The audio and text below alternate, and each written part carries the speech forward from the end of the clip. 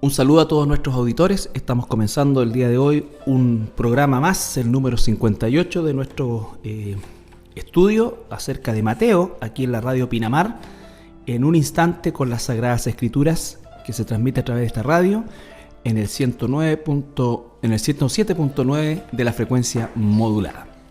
Saludamos a nuestro hermano Andrés. Sí, muchas gracias, pastor. Una vez más acá, contento de poder comentar este Evangelio de Mateo. Ya vamos en el capítulo número 13, casi llegando a la mitad del Evangelio de Mateo. Así es. Bueno, aquí nos encontramos en una zona de muchas parábolas, una forma literaria que utilizó el Señor Jesucristo, que explicamos programas anteriores, y vamos a estar viendo hoy día específicamente la parábola de la semilla de mostaza, que se encuentra en el capítulo 13, versículos 31 y 32. Sí, es bien cortito. Mateo capítulo 13, versículo 31. Otra parábola les refirió diciendo: el reino de los cielos es semejante al grano de mostaza que un hombre tomó y sembró en su campo, el cual a la verdad es la más pequeña de todas las semillas, pero cuando ha crecido es la mayor de las hortalizas y se hace árbol, de tal manera que vienen las aves del cielo y hacen nido en sus ramas. Sí, es bien cortito, pero hay mucha carne, por así decir, en estos dos versículos. Veamos en primer lugar a qué se refiere cuando Jesús habla de las aves del cielo que vienen y hacen nidos en las ramas de este arbusto, digamos. Uh-huh. Entonces el significado de esto podríamos encontrarlo en la misma Biblia, porque como siempre se dice, ¿cierto? Y decimos nosotros también, la Biblia explica la Biblia. En Ezequiel capítulo 31, versículos 1 al 7, es decir, esto escrito por el profeta Ezequiel hace cientos de años antes, ¿cierto? Dice: aconteció en el año 11, en el mes tercero, el primer día del mes, que vino a mí palabra de Jehová diciendo: hijo de hombre, di a Faraón, rey de Egipto, y a su pueblo: ¿a quién te comparaste en tu grandeza? He aquí que el asirio cedro en el Líbano, de hermosas ramas, de frondoso ramaje y de grande altura, y su copa estaba de densas ramas. Las aguas lo hicieron crecer, lo encumbró el abismo, sus ríos corrían alrededor de su pie, y a todos los árboles del campo enviaba sus corrientes. Por tanto, se encumbró su altura sobre todos los árboles del campo, y se multiplicaron sus ramas, y a causa de las muchas aguas se alargó su ramaje que había echado. En sus ramas hacían nido todas las aves del cielo, y debajo de su ramaje parían todas las bestias del campo, y a su sombra habitaban muchas naciones.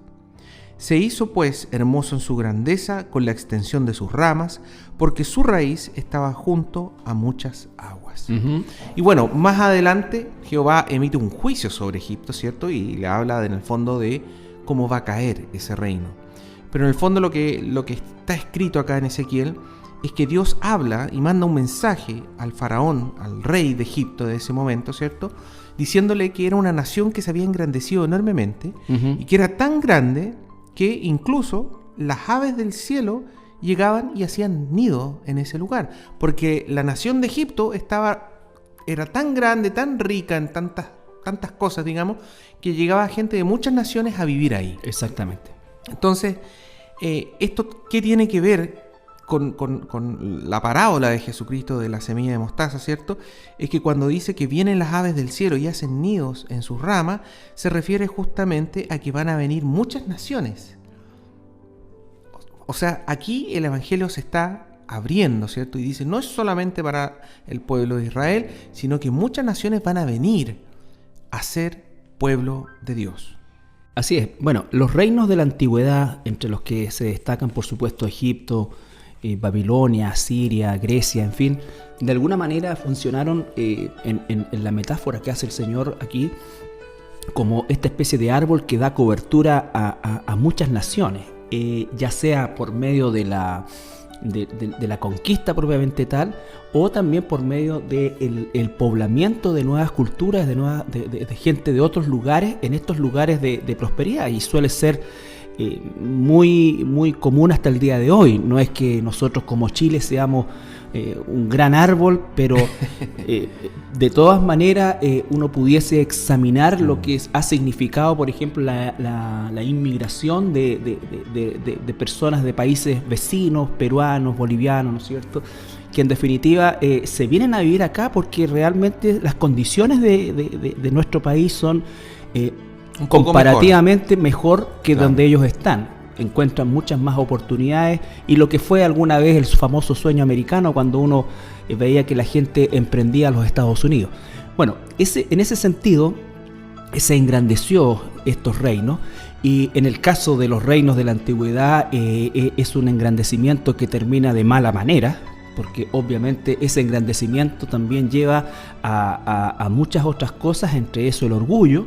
Y como dijo Nabucodonosor, ¿cierto?, y fue castigado por Dios justamente por eso, disciplinado por Dios, cuando él comienza a mirar su reino y comienza en su mente ni siquiera a proferir palabras, sino que él a pensar: ¿no es esta la Babilonia que yo he creado, que yo he levantado? Y comenzó a elogiarse, ¿no es cierto?, ensalzarse, y bueno, y vino este castigo de 7 años que vivió con las bestias del campo, en fin, entonces, hasta que reconoció que el Altísimo es el que gobierna sobre todo. Y que ahora, nosotros somos como unos insectos. Exactamente. Así, exactamente. Él muda los tiempos, él pone reyes, coloca reyes, nos habla de su infinita potestad y soberanía, que es un tema que hemos tratado a lo largo de este año con mucha fuerza. Pero en el caso de esta parábola lo está hablando en relación al Evangelio, por lo tanto la connotación aquí es positiva. Entonces el Evangelio se abre claramente en el Nuevo Testamento. Bueno, en el Antiguo Testamento hay muchos versículos que hablan de esto, pero el pueblo de Israel claramente en los tiempos de Jesús, por lo menos la gran mayoría no lo conocía, sino que ellos eran los hijos de Abraham, como aparecen muchas veces.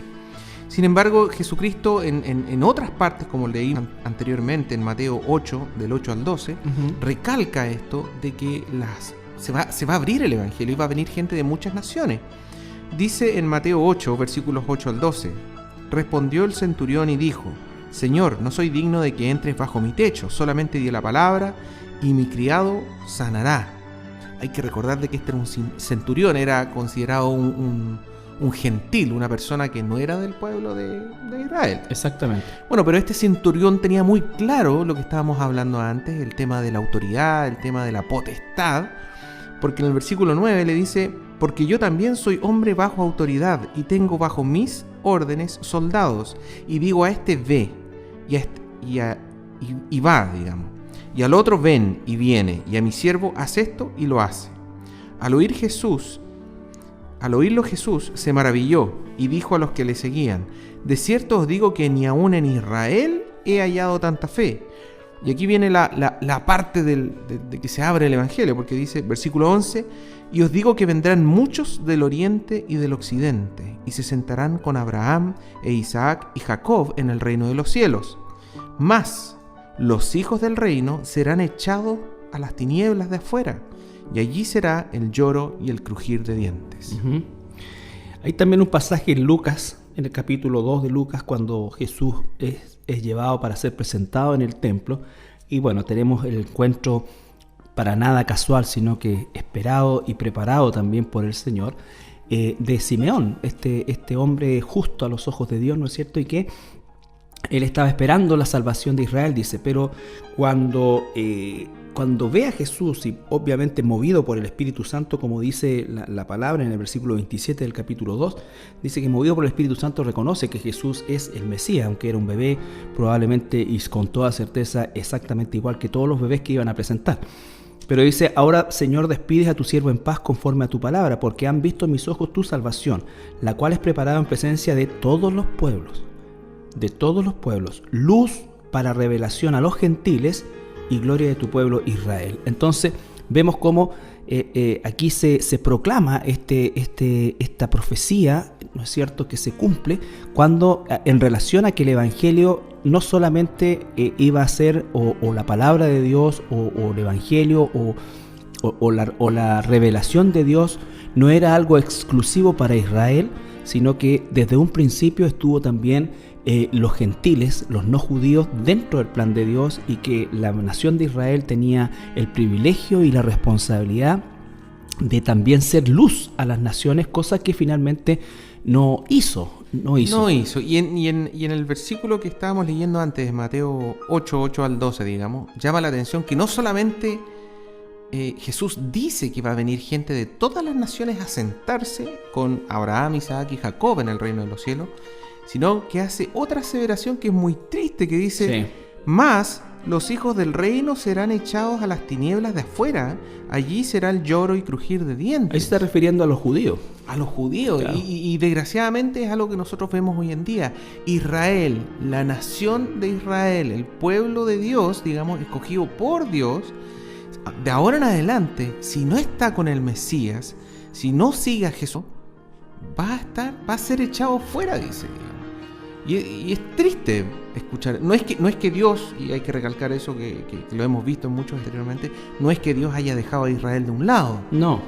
Pero Él va a rescatar un remanente. La gran mayoría de la nación, de los israelitas que han existido en la historia de la humanidad, desde que Israel fue constituido como nación, desgraciadamente, según lo que nos dice la Escritura, no heredarán el reino de los cielos. Ahora, esta aplicación que hacemos a la nación de Israel de que una minoría o un remanente alcanzará salvación es exactamente la misma aplicación que tenemos que hacer a los gentiles. Los gentiles, una minoría, un remanente, en relación al número que hay, ¿no es cierto?, será salvado. No olvidemos que la Biblia habla claramente de un camino estrecho, un camino ancho, ¿no es cierto?, de una puerta grande, de una puerta angosta. Entonces, lo que significa que en términos generales, tanto judíos como gentiles son remanentes los que Dios va finalmente a rescatar. Exactamente, son pocos los escogidos. Exacto. Aún así, esta parábola, ¿no es cierto?, nos habla de la diversidad de naciones, porque cuando la Biblia dice que Dios no hace acepción de personas, se está refiriendo a que de cualquier tribu, nación, estrato cultural, ¿no es cierto?, situación social, lo que sea, de todo rincón de este mundo, de todo nivel social, de todo tiempo, Dios, ¿no es cierto?, tomará gente para salvarla. Bueno, eso lo podemos encontrar en Mateo 28, 19 y 20, que es lo que se le llama la Gran Comisión, ¿cierto? Uh-huh. Donde Jesús ordena, es un mandato, no es una opción, digamos, dice: por tanto, id y haced discípulos a todas las naciones, nuevamente, todas las naciones, bautizándolos en el nombre del Padre, y del Hijo, y del Espíritu Santo, enseñándoles que guarden todas las cosas que os he mandado, y he aquí yo estoy con vosotros todos los días hasta el fin del mundo. Amén. Entonces, ahí nuevamente tenemos esta ordenanza que recae directamente sobre nosotros, sobre los cristianos, digamos, que es que hay una orden de evangelizar, de hacer discípulos, de enseñar la doctrina, de guardar los mandamientos, de que se bauticen las personas, digamos, pero sobre todo a todas las naciones, o sea, hasta lo último de la tierra, dice también, ¿no es cierto? Exacto. Por eso es tan contradictorio que alguien se declare cristiano y tenga algún tipo de fobia, digamos, contra una clase social, o contra alguna clase política, o contra un país u otro país, o algún tipo de religión o de otra religión. El cristiano no puede tener una fobia, digamos, un odio, y decir: no, yo a él no le voy a predicar el evangelio, o a este grupo de personas no lo voy a predicar. Claro, eso exactamente, eso es muy importante, porque fíjate que ocurren cosas tan increíbles como que hasta el día de hoy en realidad, porque pareciera que algo que supuestamente se superó, vemos que a la menor chispa se vuelve a encender un incendio, como es el caso del racismo en los Estados Unidos, que verdaderamente iglesias cristianas exclusivamente de blancos, y bueno, ni hablar, iglesias cristianas también exclusivamente de afroamericanos. Entonces, la situación es realmente una controversia, es una contradicción, es real, es un pecado finalmente, porque aquí la Biblia nos dice claramente que este árbol que parte con una semilla pequeña, considerada la más pequeña dentro de las hortalizas. ¿Por qué? Porque en definitiva algo que parte muy quizás humildemente, pero que con la gracia de Dios y por la gracia de Dios se constituye finalmente en aquello que va, y hace alusión esto específicamente también al hecho de que la primera venida de nuestro Señor Jesucristo fue en plena humildad, es decir, algo no llamativo, una cosa pequeña, quizás como pudiésemos llamar la semilla de mostaza, desde el punto de vista de lo que el mundo considera algo importante. Sin embargo, se ha convertido y hasta el día de hoy no existe forma de pensamiento, para no llamarlo religión, forma de pensamiento, una vida transformada y testimonios tan magníficos de millones de personas a lo largo de la historia que han sido conquistadas por el poder del Evangelio. Entonces, que el Señor ha llamado a salvación y que han hecho una marca indeleble dentro de la cultura del mundo. Entonces, efectivamente se cumple esto, que la frondosidad de este árbol que es el cristianismo, en el cual han hecho nido millones de personas de todos los grupos de personas, de todos los niveles sociales, y que siempre la idea de Dios es integrativa desde el punto de vista, ¿no es cierto?, de lo que significa la predicación del Evangelio, y no restrictiva por parte de nosotros como hombres, tal como lo que estábamos conversando, que a ciertos grupos, a ciertos estratos, ¿no es cierto? Y fíjate que eso, y me voy a tomar de eso para justamente hacer un comentario en relación a esto, que es tan importante, porque por años, por décadas mejor dicho, en nuestro país, el Evangelio estuvo circunscrito a las clases más bajas, por así decirlo. Más humilde. Me gusta usar a mí la palabra bajo o alto, porque creo que hay mucha gente en la clase alta que es muy humilde y mucha gente en la clase baja que es muy déspota, ¿no es cierto? Y muy, pero tú estás hablando de la parte económica más que. Claro, y también de la parte educacional. Es decir, todo va de la mano, sobre todo en sociedades donde la economía de mercado marca que aquellos que tienen recursos pueden estudiar y los que no. ¿Ya? Entonces, pero en definitiva el Evangelio se mantuvo cautivo, por así decir, a nivel de lo que son las clases más bajas y menos preparadas de nuestro país, casi como un amuleto de que no se quería compartir con las clases altas, porque de alguna manera se soslayaba la falta de preparación o la falta de recursos con el hecho de que somos hijos de Dios y por lo tanto estos, aunque tengan, se van a ir igual al infierno. Entonces vemos que ahí había una cosa realmente fuerte en nuestro país, y no solamente en nuestro país, sino que la cultura latinoamericana de alguna manera refleja el mismo patrón. Sin embargo, cuando hoy día vemos que las iglesias de alguna manera han abierto sus puertas y se han atrevido en amor a llevar el Evangelio a toda clase de personas, y así es como encontramos, ¿no es cierto?, ovejas de Dios también en los niveles altos, en los niveles educados, preparados, ¿no es cierto?, y por supuesto también en los otros niveles también. Más profesionales, por claro, así decir. Pero esta acepción de personas es tan importante porque eso nace más bien de prejuicios personales y no de una obediencia al Evangelio. Piensa tú que los apóstoles, como lo hemos tratado en programas anteriores, sus características socioculturales y educacionales eran bastante rudimentarias. Sin embargo, el Evangelio se desarrolló a todo nivel. He ahí la semilla de mostaza, digamos. Exactamente. Sus apóstoles eran una semilla de mostaza. O sea, eran personas que en su gran mayoría, digamos, tenían profesiones muy de estratos muy bajos económicamente hablando y educacionalmente también. Lo interesante es leer al apóstol Pablo, que era todo lo contrario, digamos, un hombre muy bien preparado, era un orgulloso ciudadano de Roma, un ciudadano romano a su vez, etcétera, digamos.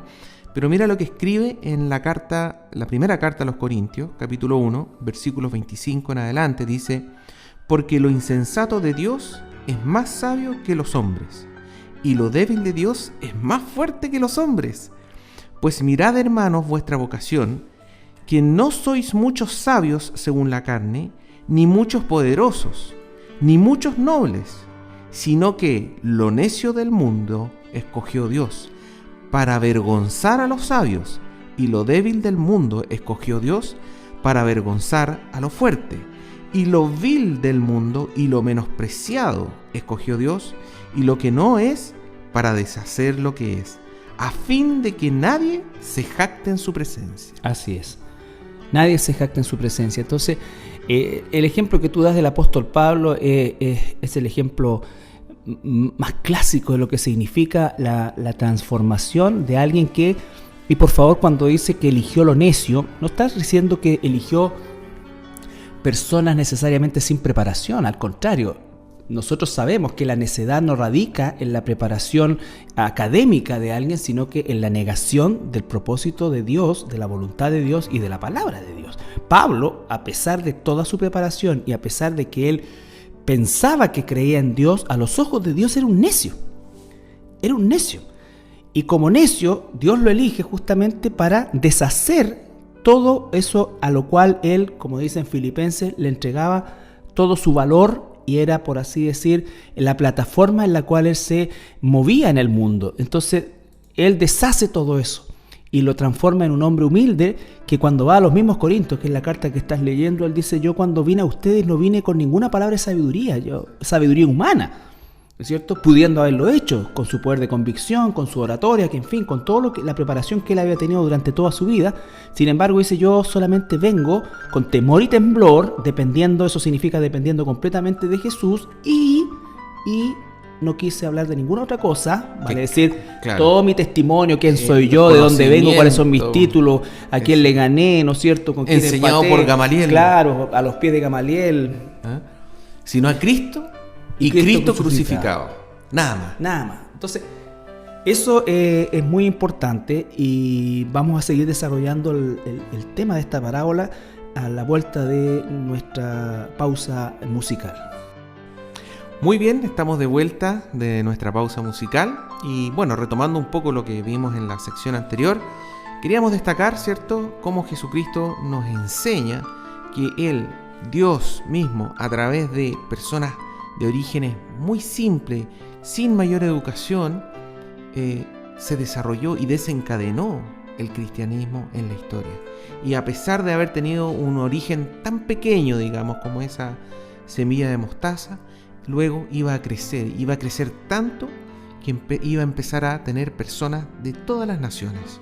Si me salta a la mente el recuerdo del pasaje en el libro de los Hechos, cuando se dice que cuando estaba llegando Pablo, ¿no es cierto?, se dice de que trastornaban la ciudad donde ellos llegaban. Entonces se producía tal efecto de sus predicaciones, de sus enseñanzas, vale decir que nadie quedaba ajeno y nadie quedaba indiferente a la predicación, a la enseñanza de Pablo, bueno, y de los otros apóstoles.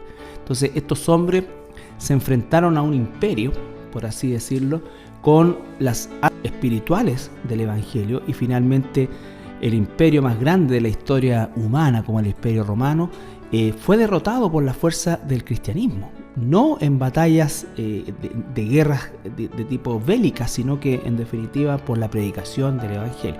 Bueno, lo que ocurre posteriormente es otra cosa, pero lo real es que el Imperio Romano finalmente cae en función, se debilita en función justamente de la obra del Evangelio que llega, y si hablamos nosotros del Imperio Romano, estamos hablando del mundo, en términos del mundo antiguo, ¿no es cierto? El mundo era Roma. Todo estaba bajo el Imperio Romano. Así es. Bueno, vamos a avanzar un poco más y vamos a leer ahora la parábola de la levadura, que es el versículo 33 del capítulo 13. Otra parábola les dijo: el reino de los cielos es semejante a la levadura, que tomó una mujer y escondió en 3 medidas de harina hasta que todo fue leudado. Bueno, esta parábola también la podemos encontrar... ¿Tú qué haces pan, Andrés? ¿Por qué no nos ilustras respecto? La podemos encontrar también en Lucas 13, versículos 20 al 21. Algo muy semejante que dice: y volvió a decir: ¿a qué compararé el reino de Dios?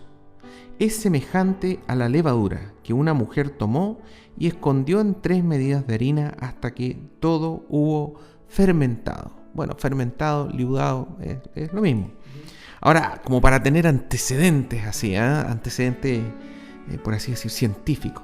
¿Qué es la levadura? Según el Wikipedia, dice que se denomina levadura o fermento a cualquiera de los diversos organismos eucariotas, es decir, los que tienen núcleo, clasificados como hongos microscópicos unicelulares, es decir, es una sola célula. Dice que son importantes por su capacidad para realizar la descomposición mediante fermentación de diversos cuerpos orgánicos, principalmente las azúcares o hidratos de carbono, produciendo distintas sustancias. Ahora, en el caso del pan, como mencionabas tú, Carlito, porque yo hago pan a veces. Así es. Dice, fermenta las azúcares y produce dióxido de carbono, es decir, se alimenta de las azúcares que están dentro de la harina y del azúcar que uno muchas veces agrega. Y como resultado produce dióxido de carbono, CO2. Uh-huh. Y eso es lo que va a aumentar el tamaño de la masa, la va a hacer crecer, que muchas veces es lo que uno dice. Creció la masa, ya duplicó su tamaño normalmente. Uno espera 1 hora aproximadamente, digamos. Pero ¿por qué es tan importante también tener este concepto, por así decir, biológico, técnico? Exactamente. Digamos? Es porque son productos unicelulares. Y eso nos lleva un poco a recordar esta parábola que estuvimos viendo nosotros sobre el trigo y la cizaña. Uh-huh. Si usted tiene harina, ya mezclada con agua, por así decir, ya es una mezcla, y una masa tiene levadura y la otra no tiene levadura, usted no se va a dar cuenta por el aspecto. Uh-huh. Tienen el mismo aspecto. Es lo mismo que el trigo y la cizaña. Uno no sabe cuál es el trigo. El resultado es finalmente. Exactamente, como dice acá nuestro Señor Jesucristo, dijo. Y escondió en 3 medidas de harina hasta, y ese hasta, ¿cierto?, que produzca su fruto. Hasta que todo hubo fermentado. Hasta que todo fue liudado. En el caso de la levadura, ¿cierto? Hasta que se produzca el CO2, ¿cierto? Uh-huh. Hasta que se empiece a ver la evidencia de que estaba la levadura ahí adentro. Uh-huh. Y es lo mismo, Carlito, que nosotros vimos en el trigo y la cizaña. Son idénticos. Son los mismos principios, increíble. Exactamente, pero una vez que ya ha pasado el tiempo, cuando llega la época de la cosecha, ahí se empieza a ver cuál es trigo y cuál es cizaña. Uh-huh. Y una vez más es esta lección que nos está dando el Señor Jesucristo de que un cristiano necesariamente va a dar fruto. Se va a notar. Se va a notar. Al paso del tiempo se tiene que notar. No es algo automático. Por eso es que aprendimos hace un tiempo atrás ya que las decisiones de las personas, aunque sean sinceras, no son efectivas hasta que verdaderamente se ve la evidencia de la obra del Espíritu Santo en nosotros, por medio de estos frutos o de este fruto espiritual de multiforma que se expresa en una vida transformada. Ese es un hecho, es tan sabio, tan sencillo, ¿no es cierto?, pero tan sabio y tan profundo, porque realmente, sobre todo para personas neófitas y quizás para todos, la diferencia entre una masa con o sin no podemos tener forma de saberlo a la vista, pero el tiempo va a arrojar la evidencia y eso es lo que tiene que suceder. Y esa evidencia, bueno, por algo el Señor dice, por los frutos los conocerán. Es decir, esa evidencia es evidente, como dice su nombre, claro. Es evidente a la vista. Yo voy a ver si una persona está dando fruto y está produciendo, como dice Juan el Bautista, obras de arrepentimiento, uh-huh. ¿Ya? Que son dos cosas diferentes. El fruto del Espíritu, como bien decías tú, Carlito, tiene que ver, y lo encontramos en Gálatas capítulo 5, ¿cierto? Tiene que ver con el carácter de la persona, que va aumentando su amor, su bondad, su paciencia, benignidad, fe, dominio propio, mansedumbre, fe, etcétera, digamos. Pero por otro lado, Juan el Bautista nos habla de estas obras de arrepentimiento, que son ya la parte práctica del asunto, que les dice, y también lo repite después el apóstol Pablo en sus cartas, cuando dice, el que robaba, no robe más, el que mentía, no mienta más. Y además, fíjate que la obra digna de arrepentimiento, o las obras del arrepentimiento, del efecto del arrepentimiento en nosotros, no nos dice solamente que no robemos, que ya es un gran cambio en alguien que está acostumbrado a robar, sino que además que produzcamos con nuestras propias manos algo que, además de satisfacer nuestra necesidad y no parte por ahí, sirva para compartir, es decir, que transforma nuestro corazón, porque de todas maneras el ladrón siempre es una persona por esencia egoísta, ¿no es cierto?, absolutamente egoísta, en un sentido, bajo otras además de otras cosas, pero básicamente los psicólogos hablan de este egoísmo, ¿no es cierto?, esta necesidad de tener algo y a cualquier precio. Y no solamente le quita eso, sino que le da un fruto. Por un lado, elimina ese fruto malo y produce un fruto bueno, que es lo contrario, la generosidad, compartir con los demás. Fíjate que me estaba acordando yo cómo en el Evangelio aparece este personaje pequeñito que se sube a un árbol para ver a Jesús. Zaqueo. Zaqueo, muy divertido lo encuentro, que se ha subido a un árbol, pero y que uno ve tal cual como nosotros aprendemos de la Escritura, de que uno no es salvo por las obras. Uh-huh. Pero Zaqueo, una vez que fue salvo, recibió el Evangelio, uno ve la obra sobrenatural de arrepentimiento. En su caso, ¿cuál era su tema, digamos? Porque cada uno de nosotros, cuando llegamos al Señor, tenemos diferentes temas de pecado en nuestra vida. Pero en el caso de él tenía muy, muy claro, digamos, el haber robado, el haber cobrado de más. Porque lo primero que dice, oye, yo voy a devolver muchas veces lo que he cobrado de más. O sea, necesariamente un cristiano que realmente eso diríamos que es un fruto al 40, al 60 y al 100, o sea, 100. Algo sobrenatural. Sobrenatural. Una persona que ha vivido su vida, como bien dices tú, Carlito, robando, mintiendo, cobrando de más. Un político devolviendo plata. Que claramente tiene una naturaleza egoísta. ¿De dónde va a salir esa declaración, digamos? Es sobrenatural. La gente tendría que haber dicho, ese no es Zaqueo. Ese no es Zaqueo.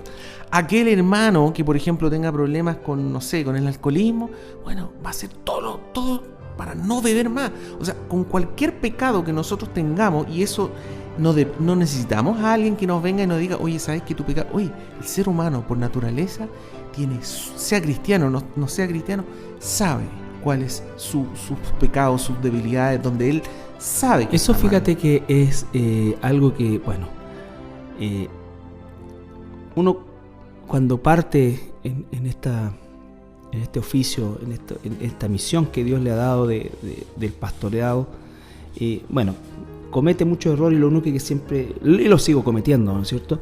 Y lo único que digo que la intención con que se hicieron las cosas siempre fue la mejor, pero estamos igual que los futbolistas, no tenía la intención de hacerlo. Pero yo recuerdo que, por ejemplo, personas que creo que no son hermanos o hermanas, eran tratadas por largos periodos en condiciones pecaminosas evidentes, ¿no es cierto? Por ejemplo, el juego y todo esto, y se les hacía una serie de seguimientos y de propuestas para poder luchar contra eso y vencer eso, ¿no es cierto? Y con resultados muy frustrantes, porque no solamente no luchaba contra eso, sino que en muchos casos la cosa iba agrandándose a lo peor.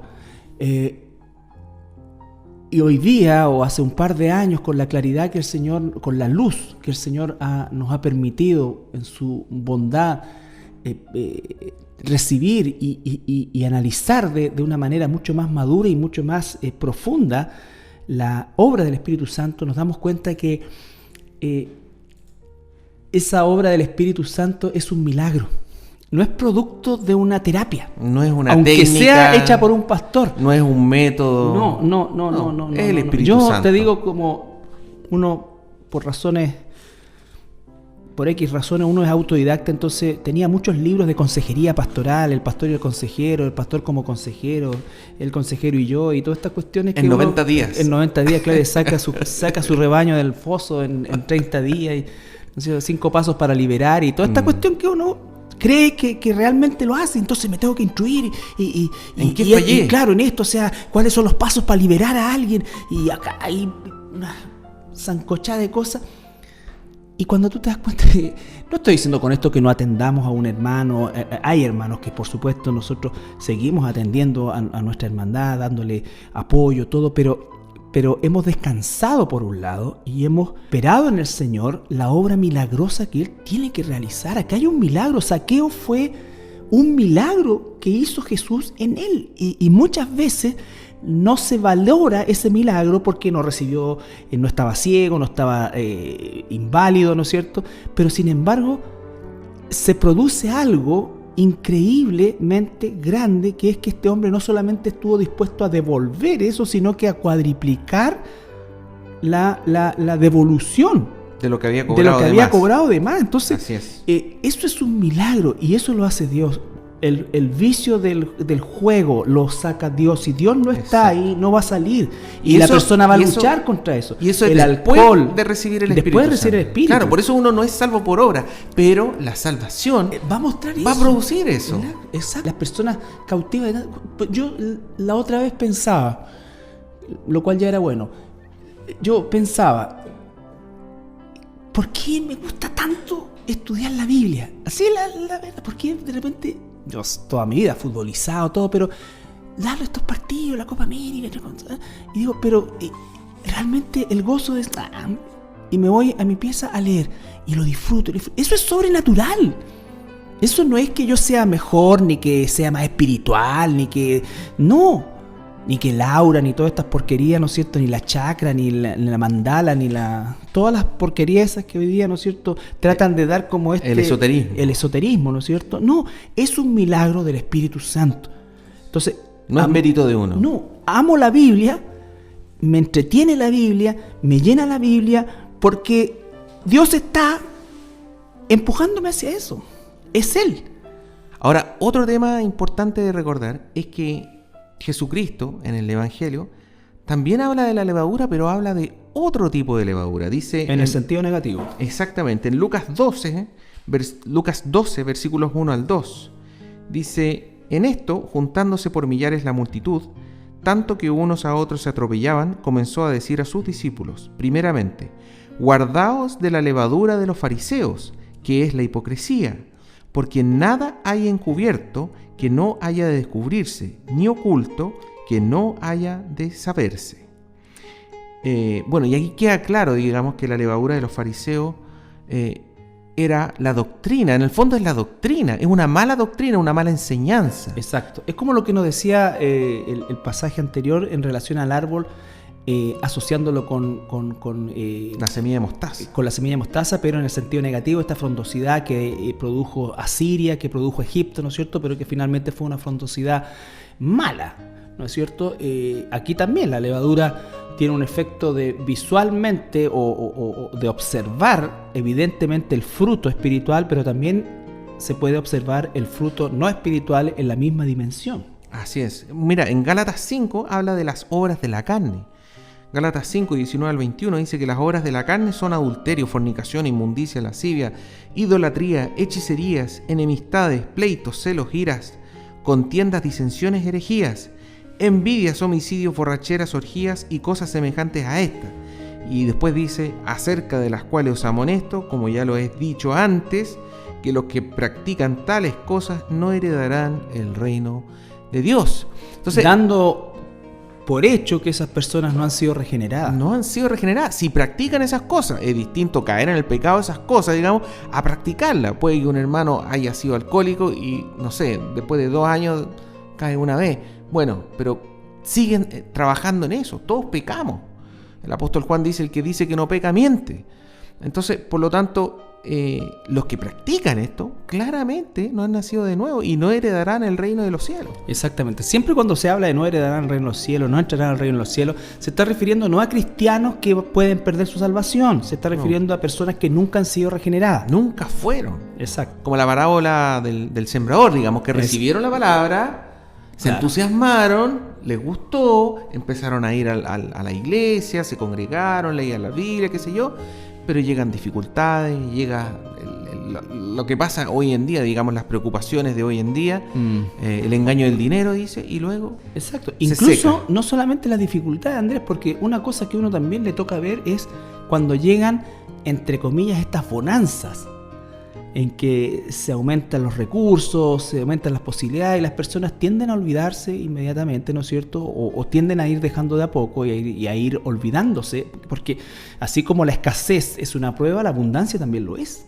La abundancia también lo es. Pero son todas personas que nunca produjeron fruto. Nunca produjeron frutos de arrepentimiento, ni nunca produjeron, digamos, lo que se llama el fruto del Espíritu. Y es porque la semilla cayó en un terreno malo y finalmente nunca germinó para dar fruto. sino que germinó para morir. Entonces nunca realmente se ha provocado el proceso. Entonces hay dos tipos de levadura. Una que es la levadura del Señor, la doctrina, la enseñanza, su evangelio en el fondo. Y otra que es la levadura de los religiosos. Y hay que tener mucho cuidado con ella. Así es, así es.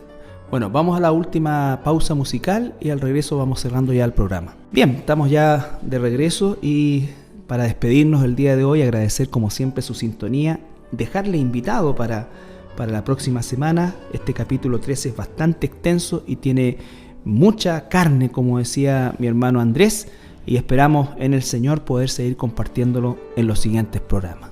Así es, recordarles como siempre que en nuestra página web www.Iglesia Cristiana La Serena puede encontrar tanto estos programas radiales como también los estudios y los servicios de los días domingos. Así es. Bien, le agradecemos su sintonía una vez más y que el Señor les bendiga. Bendiciones.